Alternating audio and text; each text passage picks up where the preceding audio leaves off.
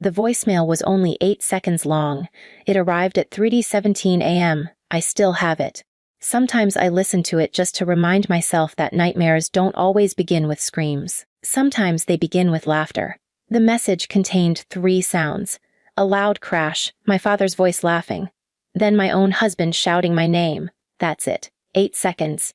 Whenever people ask me why I no longer speak to my family, I don't tell them about the lawsuits, the police interviews, or the hospital. I play them those 8 seconds. Everything they need to know is inside them. My name is Sarah Mitchell. I'm 31 years old, 7 months pregnant. Or at least I was the day my own brother decided my life wasn't as important as his temper. People always assume family violence starts with fists. They're wrong.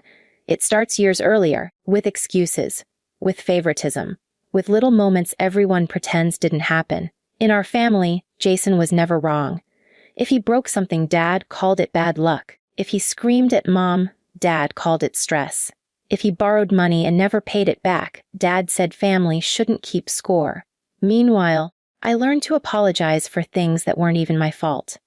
When I was 12, Jason smashed my science fair project because I'd won first place. Dad bought him pizza because was feeling left out. When I graduated nursing school, Dad asked if I could help Jason pay his rent. When Daniel proposed to me, Mom asked whether I was sure I wanted to marry someone who runs into burning buildings instead of making real money. Nothing was ever enough. Nothing I achieved belonged to me for very long. Grandma Ruth used to smile sadly and say, "You're not the forgotten child. You're the dependable one." Families confuse those two all the time. She died 2 years before everything happened. Sometimes I'm grateful she never had to see what came next. Daniel was working overtime that Saturday. A warehouse fire on the north side had kept his station busy all week. "I hate missing your parents' barbecue." He kissed my forehead before leaving. "You don't have to go." I smiled. "It's just lunch. I'll survive 2 hours." He rested one hand on my stomach. "Our daughter kicked immediately." He laughed. "She's already taking your side." I laughed too. I had no idea it would be the last peaceful moment I'd remember for a very long time. When I pulled into my parents' driveway, Jason was already outside drinking beer before noon. He waved the bottle at my stomach. "Damn. You sure there's only one kid in there?" Dad laughed. "So much for those nursing shifts keeping you in shape." I forced a smile. I'd spent years mastering that smile. The one that said, "I'm fine." Even when I wasn't. Inside the house, Mom hugged my belly before she hugged me. "Maybe she'll finally give us a grandchild worth spoiling." I frowned. "What does that mean?" Mom laughed. "Oh, don't be sensitive." Everything in our family ended with those 4 words. Don't be sensitive. Don't overreact. Don't make it a big deal. Don't ruin everyone's day. Halfway through lunch, Mom suddenly clapped her hands. "Oh, I found the old baby clothes." She looked at me. "They're in the attic." "I wanted you to have them." That surprised me. Mom never saved sentimental things for me. Maybe becoming a grandmother had changed her. I smiled. "I'll get them." She insisted. No, I'll show you exactly which box." We walked upstairs together. She pointed toward a dusty storage room. The blue plastic container. I found it. It was heavier than I expected. "I've got it," I said. Mom smiled. "I'll go make dessert." She disappeared downstairs. I lifted the box carefully, one hand on the railing, one hand under the container, taking each step slowly. Halfway down, someone brushed past my shoulder. Jason. He smelled like beer. He sighed dramatically. "Hurry up." "I'm trying." "You walk slower every day." "I'm 7 months pregnant." He rolled his eyes. "You use that baby as an excuse for everything." I shifted sideways to give him room. Instead of passing, he looked straight at me, smirked, and placed both hands on my shoulders. For one terrifying second, neither of us moved. Then, he shoved me, hard. Not enough to leave fingerprints. More than enough to destroy my balance. The box flew into the air. My foot slipped off the edge of the stair, and the world disappeared beneath me. The first thing I remember wasn't the pain, it was the silence. People think falling down a staircase sounds dramatic. It doesn't. The loud part lasts 2 seconds. After that, everything becomes strangely quiet. I opened my eyes staring at the dining room chandelier. I couldn't understand why it looked upside down. Then I realized I was. My body wouldn't move. The blue storage box had burst open around me. Tiny baby clothes were scattered across the hardwood floor. Little socks. A yellow blanket. A stuffed elephant. Everything Mom had claimed she wanted to give her future granddaughter. Now they were soaked in blood. I instinctively reached for my stomach. Please move. Please. Nothing. My breathing became frantic. Baby, I whispered, please. At the top of the stairs, Jason looked down at me. For just a second, he looked terrified. Then Dad walked into the hallway. What happened? Jason shrugged. She fell. Dad looked at me lying motionless. Then he laughed. Actually laughed. She'll do anything for attention. Mom hurried into the hallway carrying a pie. What happened? Dad pointed toward me. Your daughter thinks she's in a movie. I tried to speak. Nothing came out. My lungs refused to cooperate. Then I felt something warm running down my legs. At first I thought my water had broken. Then I looked. Blood. Too much blood. Mom's smile vanished instantly. Dennis, she whispered. I think. Before she finished, the front door burst open.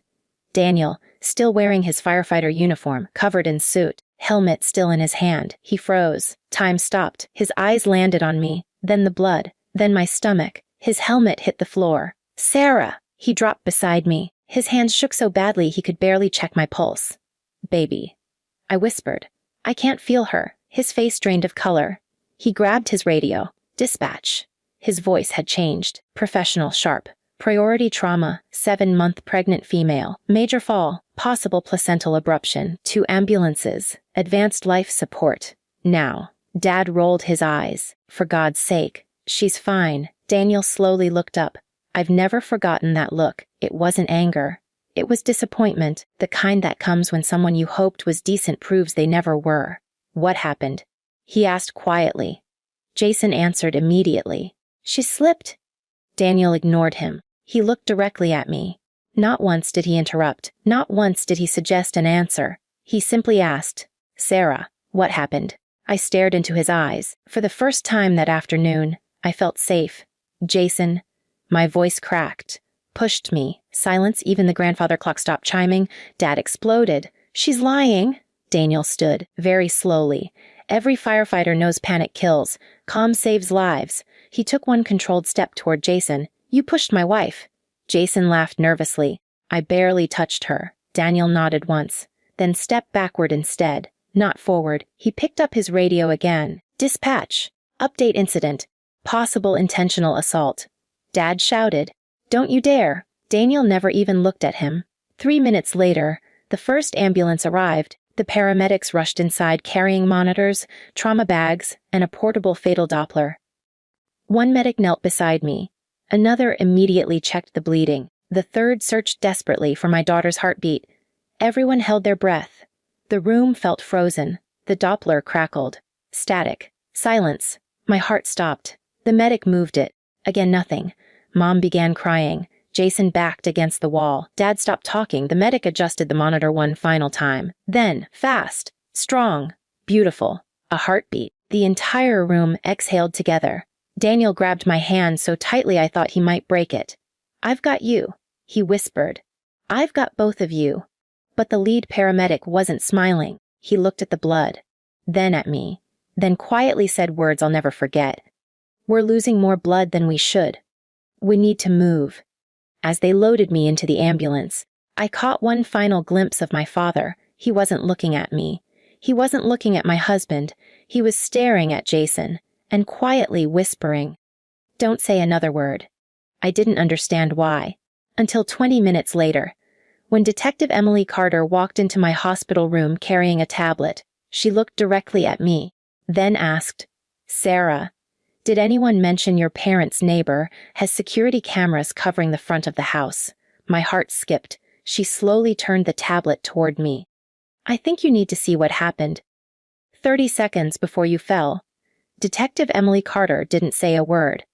She simply placed the tablet on the hospital bed. "This camera belongs to your parents' next-door neighbor," she explained. "It records motion 24 hours a day." I frowned.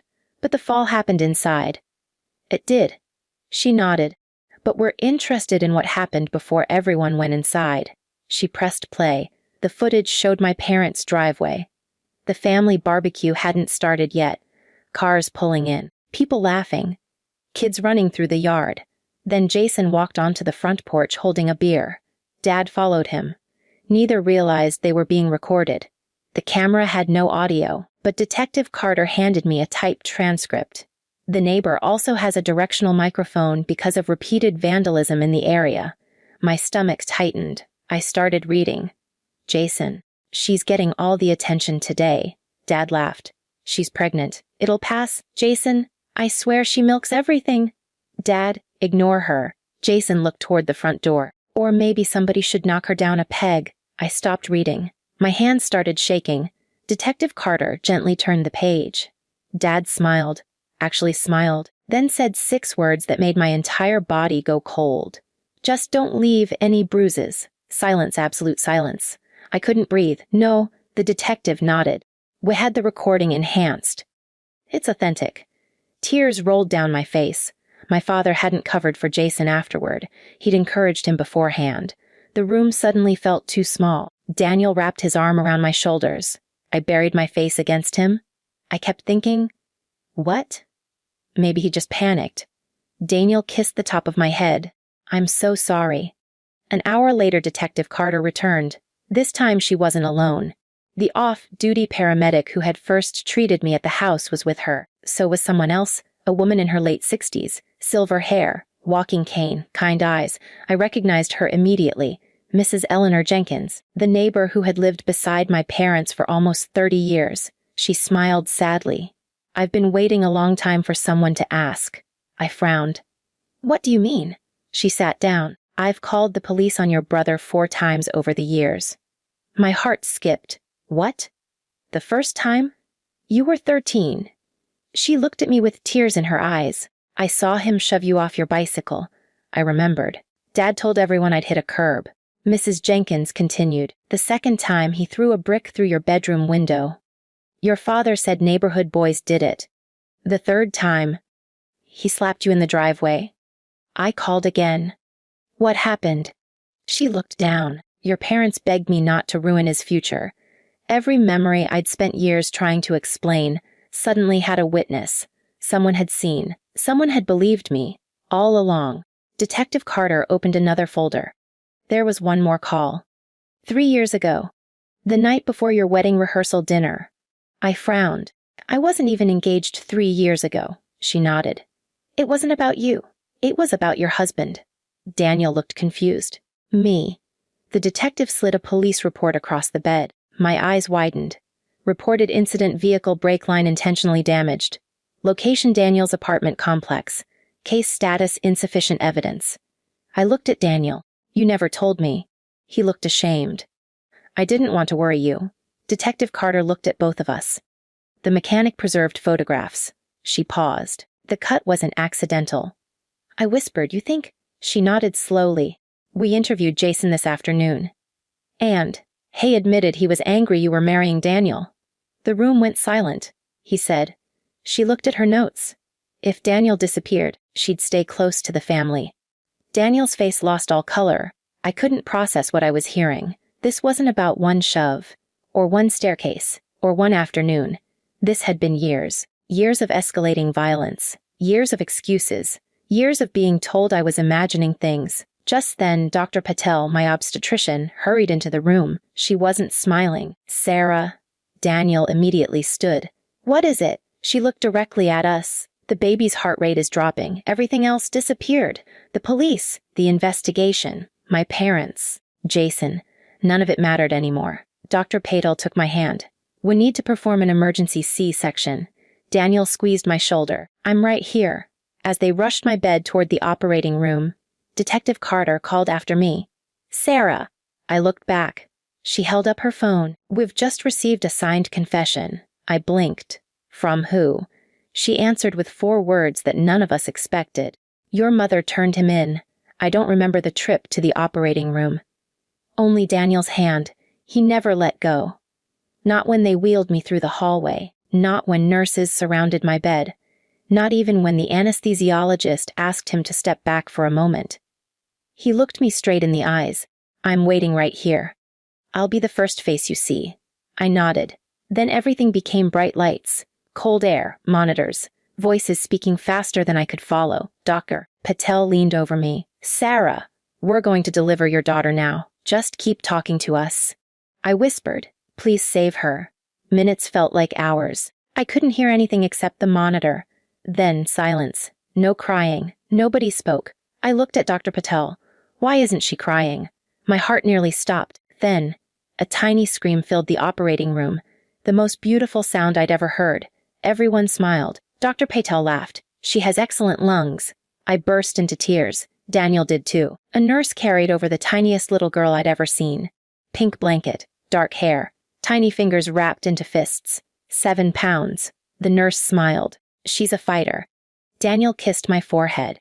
"We have a daughter," I whispered. "Emma? We'll call her Emma." 3 days later, I was finally strong enough to leave the hospital. But before we could go home, Detective Emily Carter stopped us. She carried a thick case file. "It's over," I frowned. "What is?" "The investigation." She sat beside my bed. "Your mother gave a full recorded statement." I looked down. What did she say? The detective opened the folder. "She admitted your father spent years protecting Jason. Every fight, every broken object, every injury. Hay always convinced everyone to lie." I wasn't surprised. She continued. "But this time, she couldn't pretend anymore." Apparently, while I was in surgery, Mom walked into the police station alone. She handed detectives a box. Inside were 22 journals, her journals. She'd written almost every night for 15 years. Every argument, every excuse, every time Dad pressured her to protect Jason, every time she knew I was telling the truth, every time she stayed silent. Detective Carter slid one page toward me. "Sarah cried herself to sleep again tonight. Dennis says she'll get over it. I'm beginning to think she never will." Another page. "Jason shoved Sarah into the pool today. Dennis made her apologize for embarrassing him in front of neighbors." Another. "I hate the woman I'm becoming." Tears blurred the ink. Mom hadn't been innocent. But she'd known. Every single time, Detective Carter quietly closed the journal. Her statement matched the video evidence. And Jason. He accepted a plea agreement. "I'd admitted pushing you. Admitted damaging Daniel's truck years ago. Hay admitted dozens of things we never could have proven without your mother's journals. And Dad." She looked at me for a long moment. "Your father refused every opportunity to accept responsibility. He blamed you. He blamed your husband. He blamed the police. He blamed the cameras. He blamed everyone except himself." I wasn't surprised. Some people grow older. They never grow wiser. 8 months later, Emma took her first steps. Daniel recorded everything. She walked exactly 4 steps, then sat down and clapped for herself. Grandma Ruth would have loved that. One Saturday morning, there was a knock on our front door. I opened it. Mom stood there. Alone. She looked smaller somehow, not physically. Emotionally, she held a cardboard box. "I found these. Inside were my childhood drawings, school awards, science fair ribbons, a tiny Mother's Day card I'd made in 1st grade. She smiled sadly. "Your father kept Jason's trophies. I kept these." I looked through the box. At the very bottom was a photograph. Me, age 6, sitting on Dad's shoulders. Before everything changed, Mom wiped away a tear. "I don't expect forgiveness. I know. I just wanted Emma to know that somewhere beneath all our failures, you were always loved." I thought about that for a long time. Then I answered honestly. "Love isn't what was missing." She looked at me. "Courage was?" She cried quietly, then nodded. "You're right." She left without asking to come inside. Some doors reopened slowly. Others never should. A year later, Daniel and I took Emma to the same park where he had proposed. She laughed as she chased ducks across the grass. I picked her up before she reached the pond. She wrapped both little arms around my neck. "I got you, Mommy." I smiled. "I know." And for the first time in my life, I realized something. My daughter would never grow up wondering whether she mattered. She would never have to earn love. She would never be asked to stay silent to protect someone else, because the cycle ended with me. Not the day I fell down those stairs. Not the day my father laughed, but the day I finally chose the truth over fear. That became the greatest gift I could ever give my daughter.